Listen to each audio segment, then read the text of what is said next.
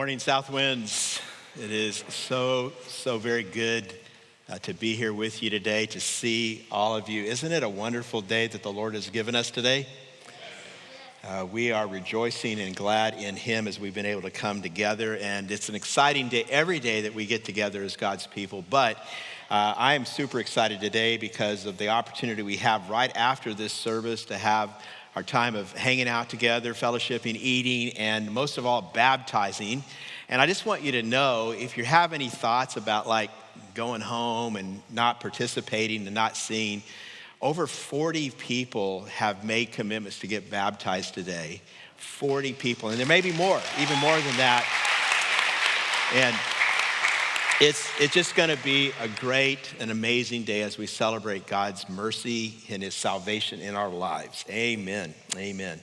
Well, welcome to week number 2 of our new series, Louder, Rising Above the Noise, where we're talking together, thinking biblically about how we can, as God's people, rise above all of our culture's noise. And what we're talking about is by keeping our focus on the gospel. And as I said last week, it's really very easy for Christ followers sometimes to allow all the noise around us to become the noise in us. And that's not what we want to do. Sometimes we let the noise that's all around us get so loud, it drowns out what matters most, which is the gospel. And if I were to sum this series up in a sentence, here's what it would be. We want the gospel to be louder than anything else. We want the gospel to be louder than anything else. So how can we let that happen? Well, if you were here last week, you'll remember maybe that we talked about how we can stop social distancing, and we made it really clear that it has nothing to do with 6 feet, okay? It's about healing the relational divisions that have risen among God's people by practicing grace, by finding unity around what matters most, that we are God's people who have been entrusted with God's mission, and that's to share the good news of Jesus, how He came to save the world from our sins. And the basic idea we were kind of wrestling with last week was this. If we're busier fighting and disagreeing with each other, more busy doing that than we are focusing on the gospel, then why would we think that the world would bother to listen to what we have to say? Now today, we're gonna look at a second biblical principle which can help us keep the gospel louder, and it is this: take off your masks. Now, that's nothing to do with a piece of cloth, just to be clear. Would you agree with me that masks have been a little bit controversial in the last 18 months? Right, lots of opinions on masks, right? Lots of opinions. Some of us have masks on right now, some of us don't. But we are not in any way talking about the masks that you might wear on your face. What we're going to be talking about today are the emotional and spiritual masks that sometimes we put on, masks that sometimes can hide realities in our lives, realities with our marriages, realities with our kids, maybe with our employment, or maybe with our emotions, or even our dysfunctions. The mask, maybe, that's now hiding who we've become during these last 18 months. See, some of us right now are emotionally or spiritually masked up, and you're just living in denial about what the last 18 months have done to you. Some of us are masked up because we're living in secrecy. We've got a part of our life no one else knows about.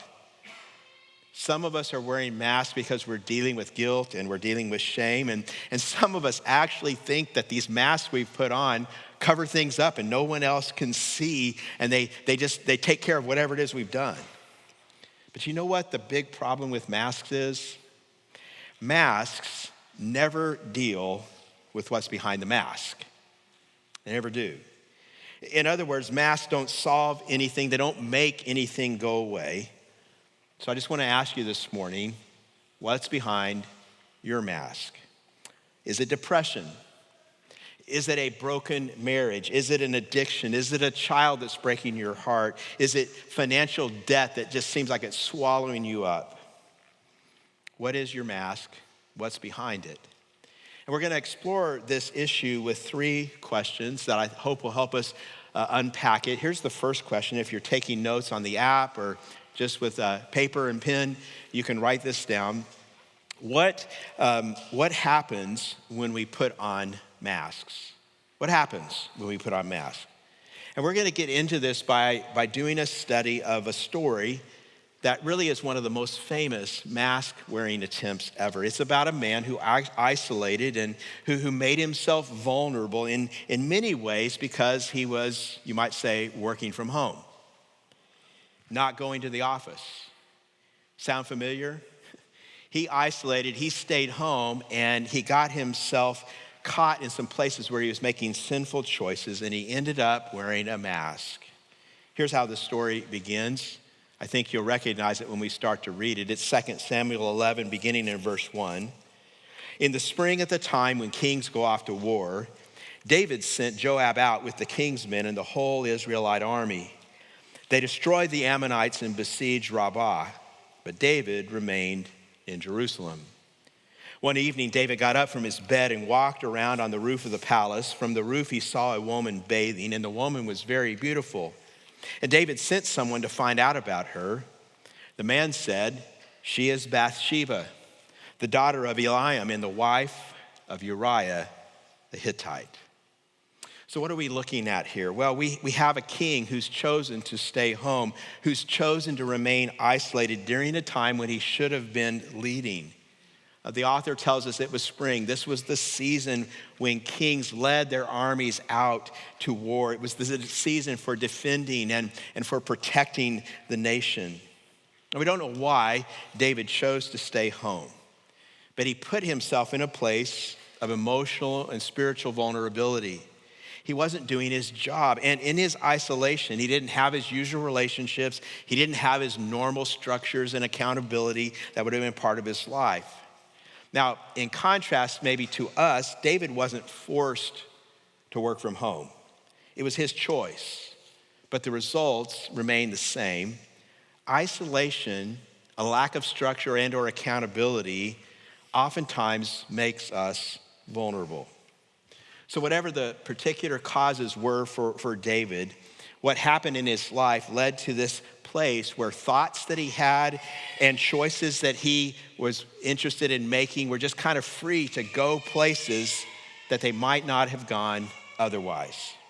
And he indulges temptation. And his sin leads to so much emotional and relational wreckage, so much pain, so much tragedy, so much destruction. It's interesting, though, and I hope maybe you picked up on this. We even at this point see God's grace in the story, and it's in this place where this man that David sends to find out about this woman comes back, and in his message, he actually gives David a warning. Did you notice that? He points out to David that this woman whose name was Bathsheba was married. And he tells David that she's married to a man whose name is Uriah. And David would have immediately put all together. Here's the reality, maybe you don't know this yet, but Uriah was one of David's most loyal soldiers and officers who at the precise moment that David was thinking of sleeping with Uriah's wife, Uriah was out fighting battles for David. Doesn't God often do that for us? Sometimes when we're encountering temptation, God offers us grace by giving us warnings, by sending us signals that say, hey, you don't want to make this choice. It's going to harm you. You don't want to do this. It's going to damage you. And sometimes maybe we respond. Sometimes, like David, maybe we push past God's loving warnings. And so what happens, of course, you know the story. David uses his power as the king to sleep with another man's wife. And I want to make an observation here. I think sometimes people read this story as just a simple case of adultery.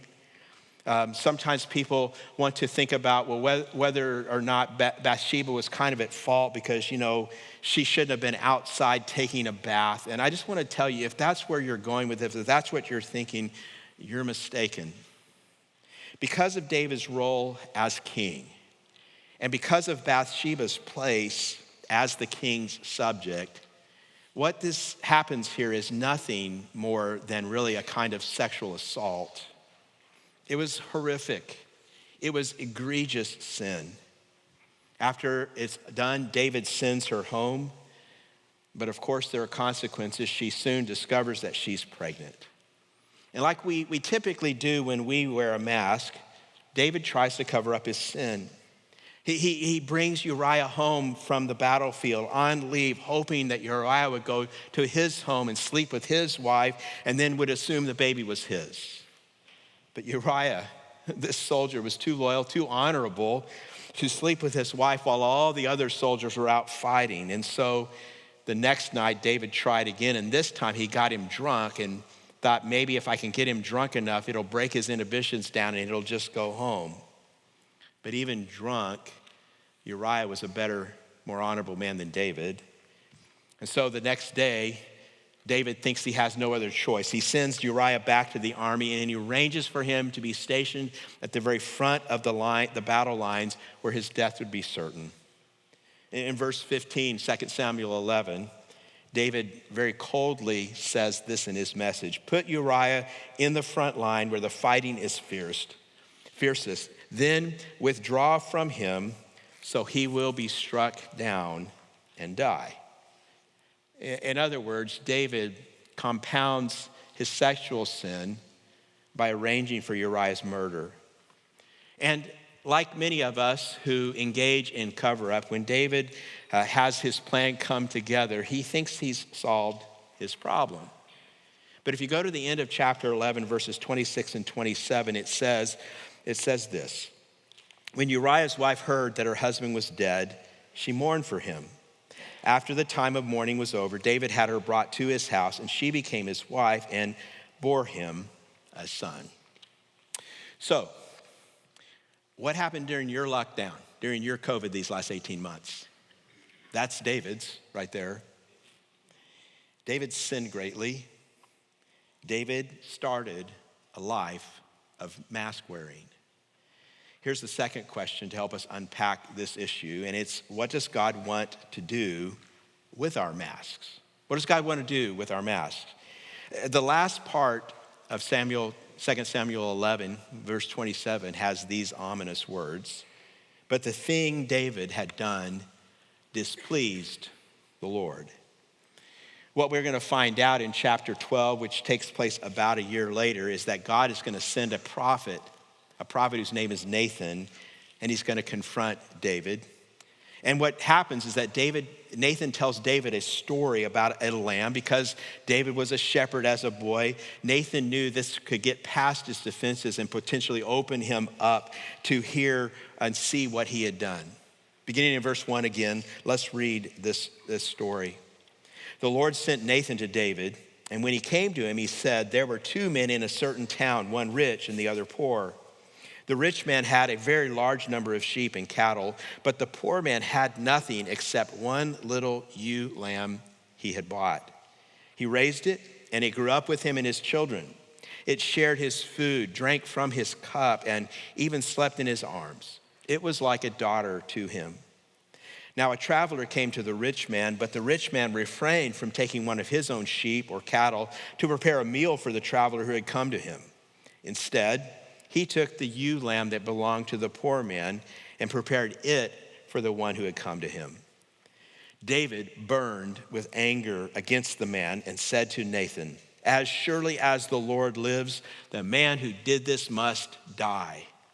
He must pay for that lamb 4 times over because he did such a thing and had no pity.' Then Nathan said to David, 'You are the man.'"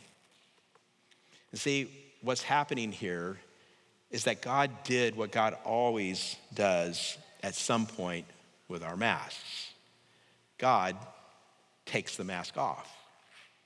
See, in his grace and in his mercy, God in this moment caused David to see his sin and what it had led to in his life, what his actions and his choices had caused.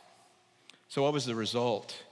What was the result in David's life of having that mask taken off? What effect did it have on him? Go to verse 13 in 2 Samuel 12, and it says this: "Then David said to Nathan, 'I have sinned against the Lord.'" For the first time, David sees what is behind the mask, and it broke him. David sees his sin. and he repents, he confesses, and he receives forgiveness. That brings us to the third question, and it's a very personal question. It's a very pointed question. It's aimed right at each one of us. It's simply this: what mask are you wearing? What mask might you be wearing today? Now, I don't stand up here knowing what is behind your mask, but I do know, because of conversations that I've had with many of you as your pastor, conversations that many of you have had with other ones of our pastors, I do know from reading and listening to what's going on in our culture that there are several issues that just kind of keep coming up, especially after these last 18 months. I'm also indebted for some of this material to a helpful message from Jim White. And I want us to kind of dig into 4 issues that might reflect the kind of mask that some of us are dealing with. The first one is a mask that hides a kind of an emotional struggle. Most often it is depression. Depression. Maybe some of you are wearing the mask of depression right now. You're hiding behind that mask. And one reason the people who struggle with depression tend to hide behind a mask is that so many of us see depression as a form of weakness, maybe as a spiritual sin. And so we feel ashamed, we feel guilty that we're depressed, we keep our depression a secret.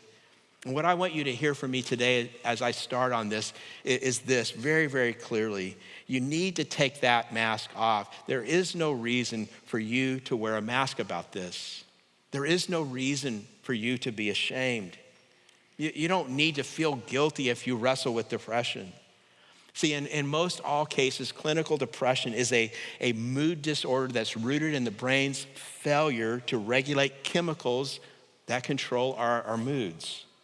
And it's not a sin any more than when you get physically ill from a virus.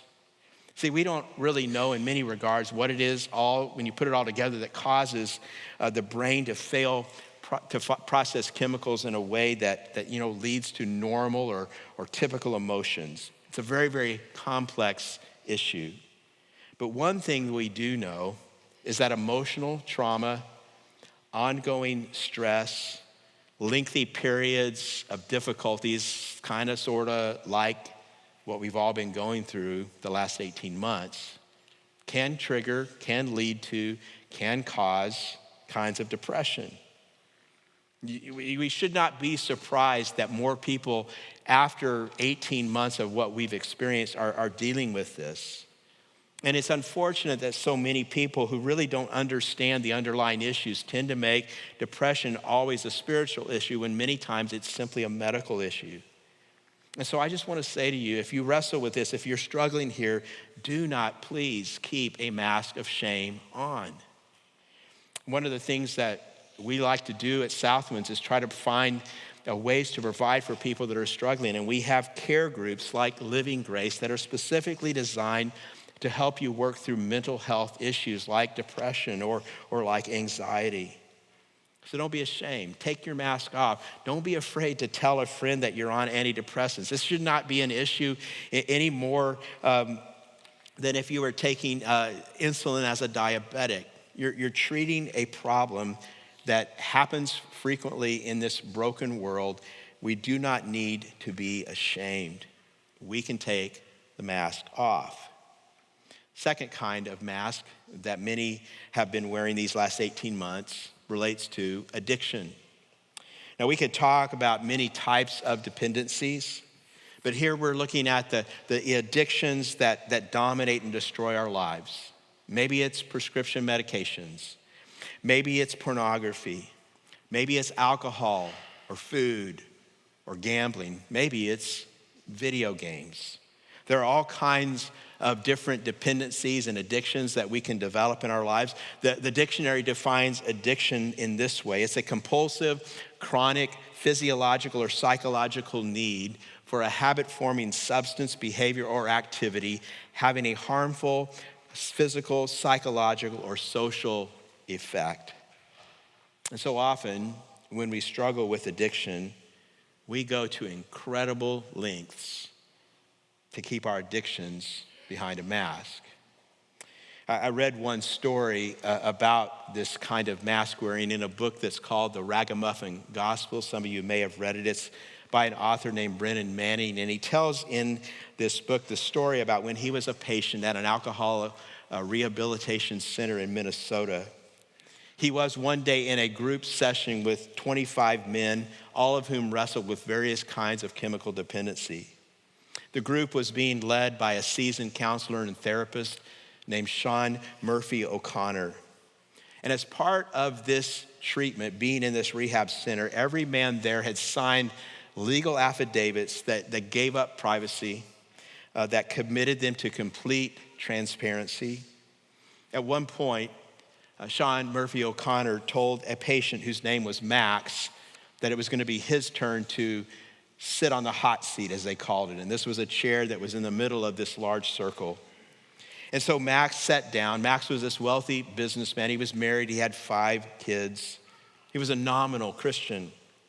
O'Connor said, "Max, let's get into your history.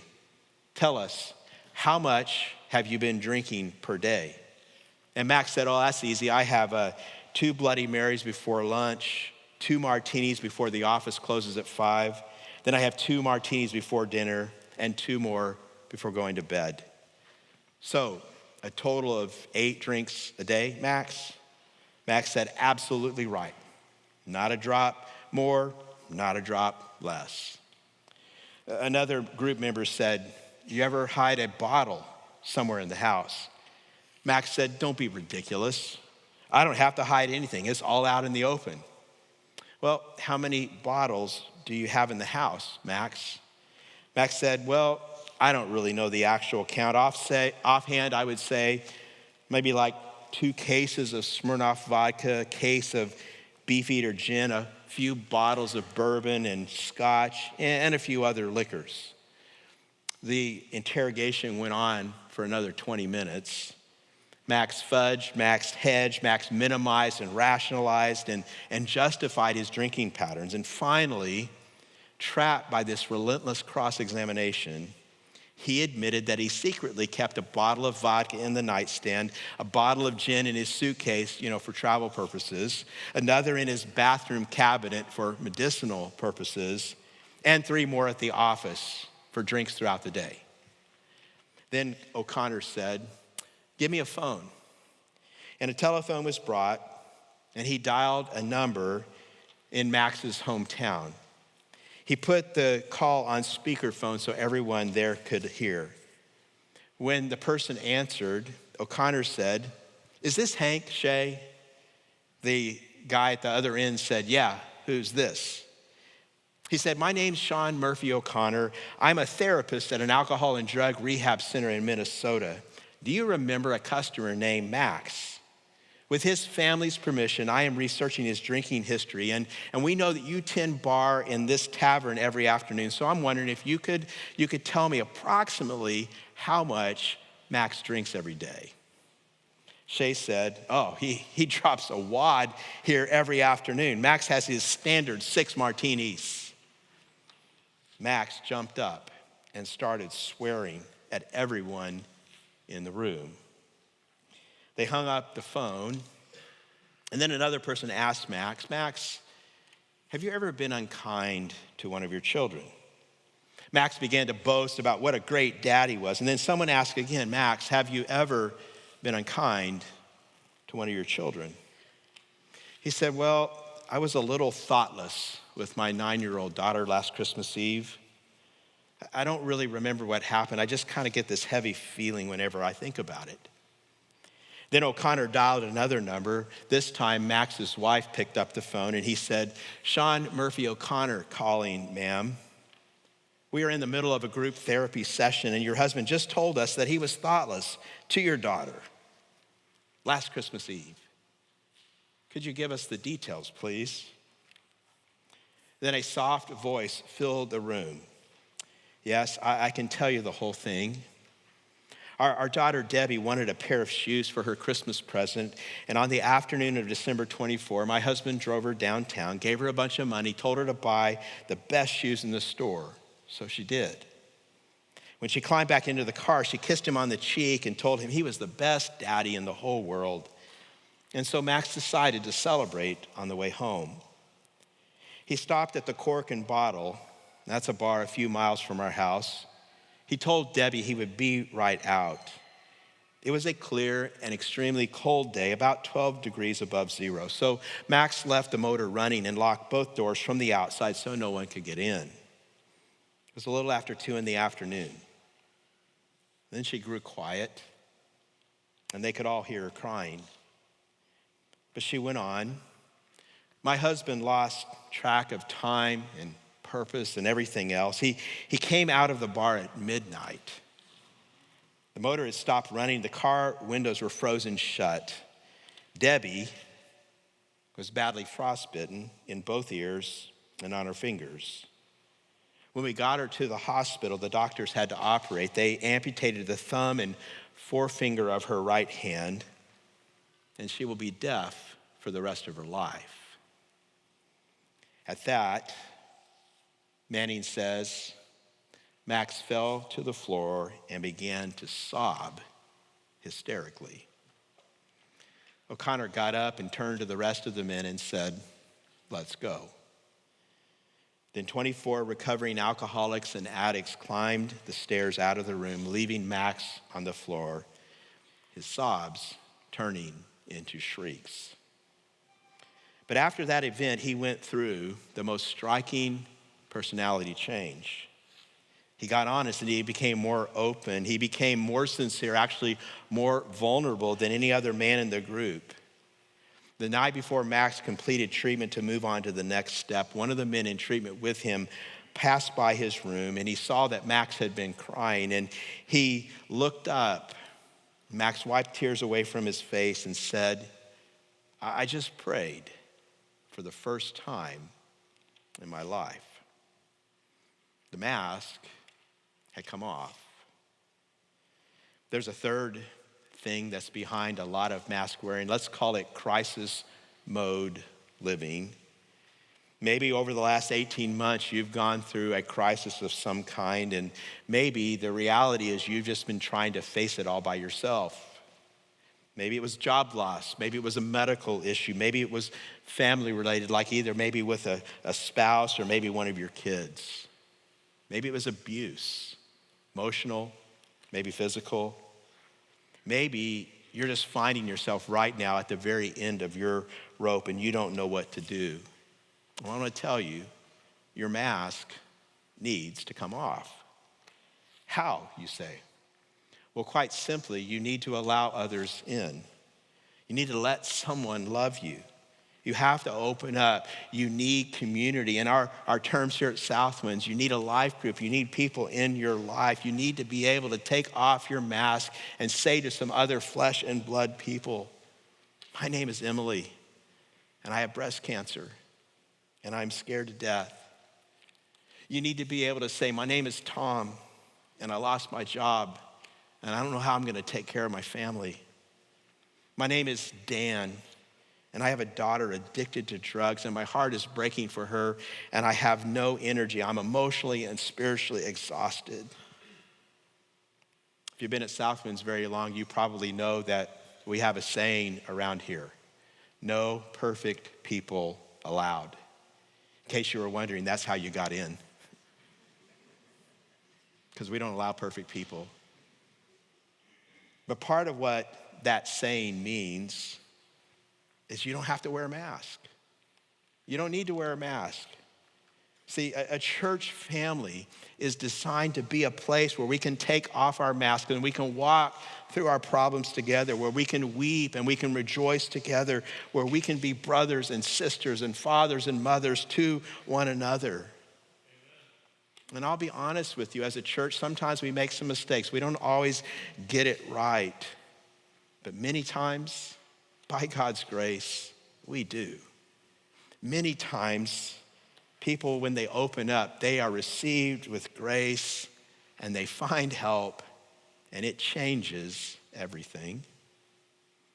Some of you are here today because you've gone through that kind of grace. It has changed everything for you. But what I want to remind all of us is this: none of that can happen when we're wearing masks. That only happens when we take our masks off and we allow other people to see what's behind the mask. Many years ago, early in my time as a pastor, I read a story that over the years I know I've shared several times, maybe here, and it was in a book written by an author named Robert Fulghum, and he wrote about the kids' game that we've all played, hide and seek, right? We've all played this game, we know how it works, and Fulghum was talking about that game, and he said, the game is great unless one kid hides too well, and no one can find him.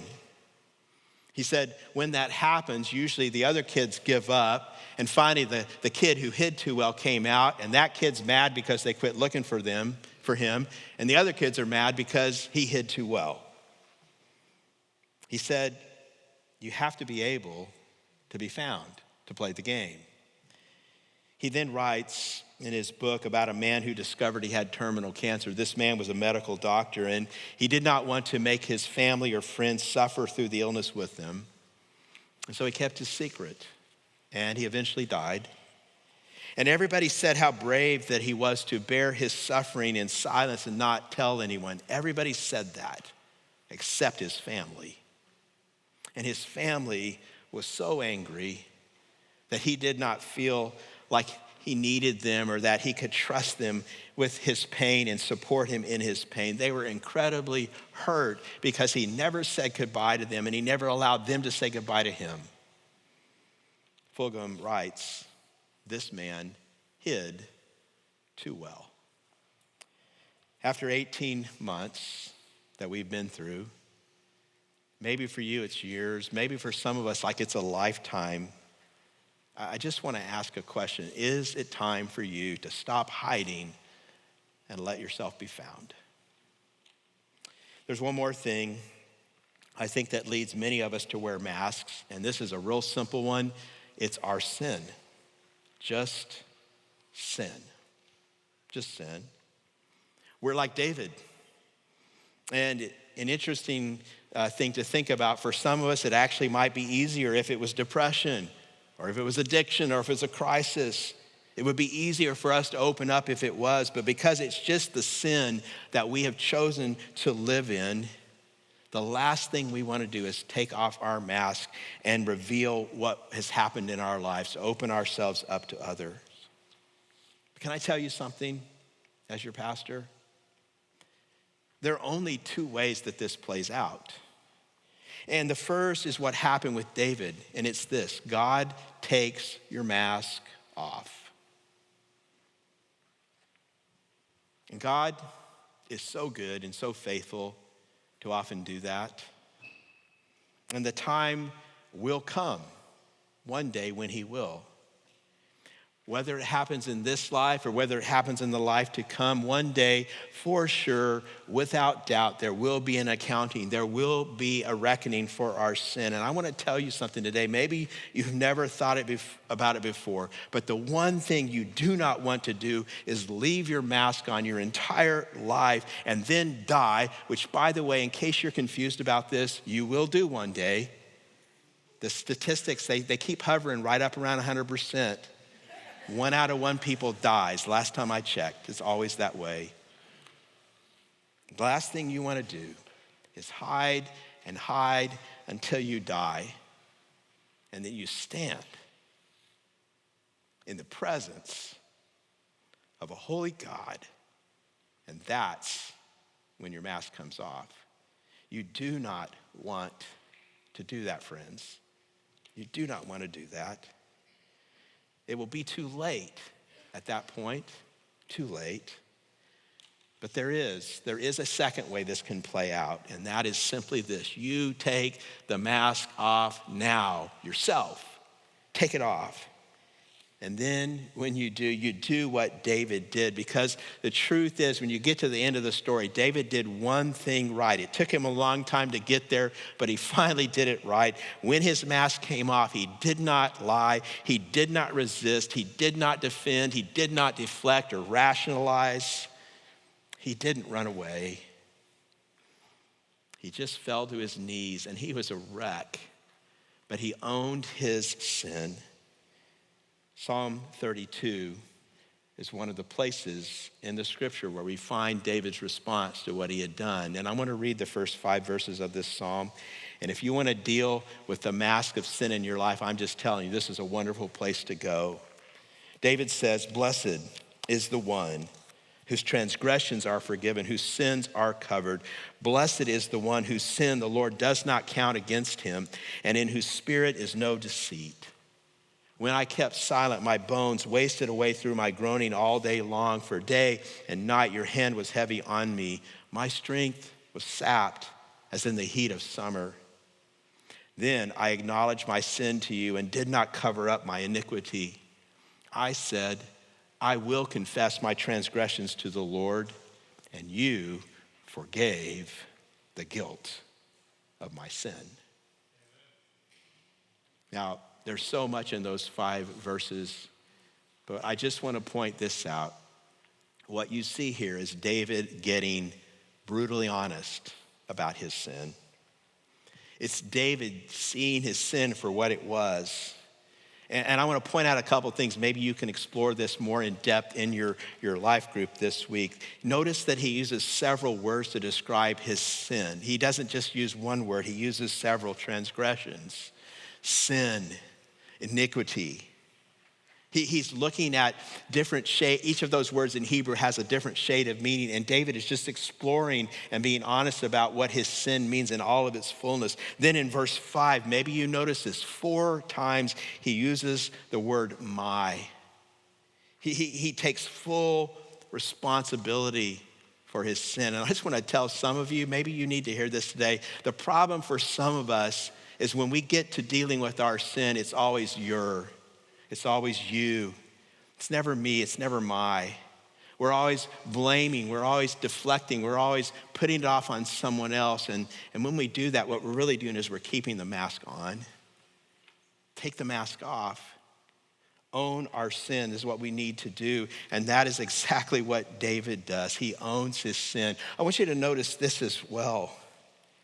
This is exactly what it takes to become a follower of Christ. You cannot follow Jesus unless you own your own sin. It is only when we own our own sin that we can ask God to forgive us our sin, and we can receive what Jesus has done for us through his death on the cross. It is only when we own our sin that we can find life. And this is such an important thing to think about, because in our culture today, maybe you've noticed this, we rarely take sin seriously. So what happens, I think, sometimes is people don't understand why Jesus had to die on the cross. And maybe that's where you are today. Let me give you the simplest answer that I can think of, and it's this: your sin, my sin, our sin is far more serious than we think. See, the Bible says the wages of sin is death. And the reason the Bible says that is because sin cuts us off from God. God is the giver of life. And if you cut yourself off from the source of life, you die.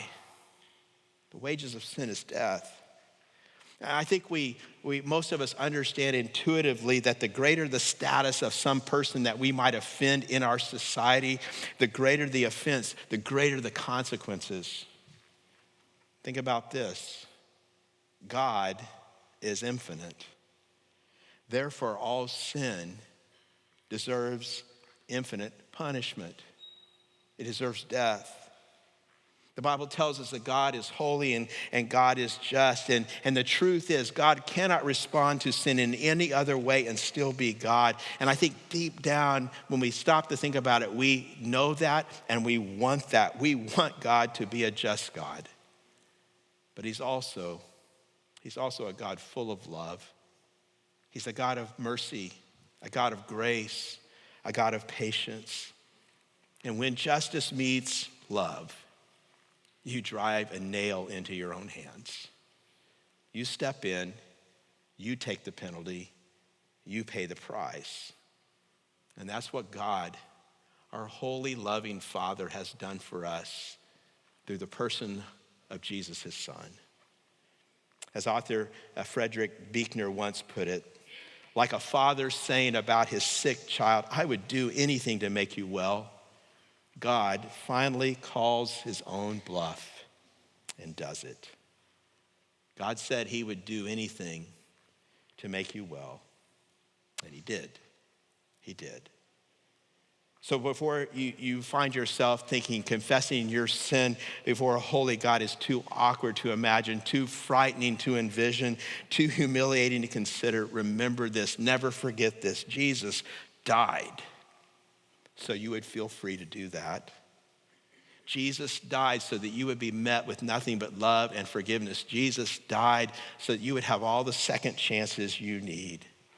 And that means for us today, friends, no matter what's behind your mask, no matter what kind of sin it might be or what kind of series of sin it might be, what kind of family of sin it might be, taking it off, owning it, and receiving forgiveness, that's your only hope. And that is life eternal. And all of that, truth is, it's just one prayer away. Just one prayer. Are you ready? Are you willing to pray, to talk to God, to do whatever it takes to remove the mask that's between you and him?